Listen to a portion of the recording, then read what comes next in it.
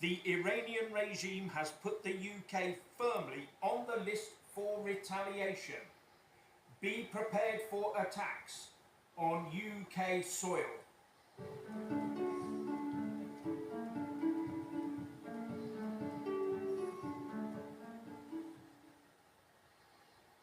The Iranian regime has the UK firmly in its sights for retaliatory action if we support the US or Israel in any way. The Iranian regime's Foreign Minister Abbas Araghchi has condemned what he calls the UK's biased and negative approach to Iran during this conflict. And he said that any assistance we gave to the US and or Israel would further complicate the situation. And he further added that allowing the US to use our military bases will definitely be considered as participation in aggression and will be recorded in the history of relations between the two countries. But given the severe beating the Islamic Revolutionary Guard Corps has received at the hands of Israeli and US forces, there seems little chance of a credible direct military threat to the UK. So one has to turn one's attention to the very real problem of the deeply embedded IRGC sleeper cells in the UK, probably among some compliant and sympathetic communities. Now, in any well-run country, we would already be rounding up the risky-looking ones and accommodating them in heavily guarded barracks, just in case. We've already been told that MI5 has thwarted 20 Iranian-backed attacks in the last couple of years. But it only takes one of those to succeed. And given the volatile mood of the country right now, could this be the spark that ignites a chain of civil unrest? I would assume that all intelligence services, leave and weekends have been cancelled for the duration, while they do their best to get a handle on that much bandied about figure of 40,000 potential terrorists on their watch list. Although that figure is probably very, very out of date now, considering the number of successful rubber dinghy trips across the English Channel, and the potential rise in what they view as far-right terrorism. Interjection. Most of you watching right now aren't subscribed, so here's what you need to do after liking this video. Press the subscribe button, then hit the little bell and select all, and ensure your browser is set to accept notifications. That way you'll get every single video the moment we release it. And today we learn of a 34-year-old Iranian male being arrested for trying to enter HM Naval Base Clyde, our Faslane nuclear deterrent submarine base.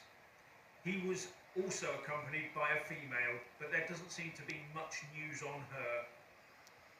The Faslane base accommodates the 4 Royal Navy nuclear deterrent Vanguard-class submarines, the SSBNs, as well as 7 of our nuclear-powered Astute-class SSNs, the attack submarines. And just down the road is the Royal Navy Armaments Depot Caulfort, which is technically a part of the HM Naval Base Clyde and houses the Trident missile nuclear warhead storage and loading facilities. So one assumes that the Iranian regime would view those as very nice, juicy targets. But just as worrying is a standard terrorist attack against the general public in one of our cities, for example. So it's not just the military or industrial targets that have to be protected. It would also be what I would call the emotional targets that need protection. Sports grounds, theatres, the tube, places where ordinary people go. Then there's the synagogues, churches and the mosques. They will also have to be protected. Oh yes, the mosques as well. Not to defend them from the far right, but because the Iranian regime might think that martyring a few of their fellow believers here in the UK would further their cause.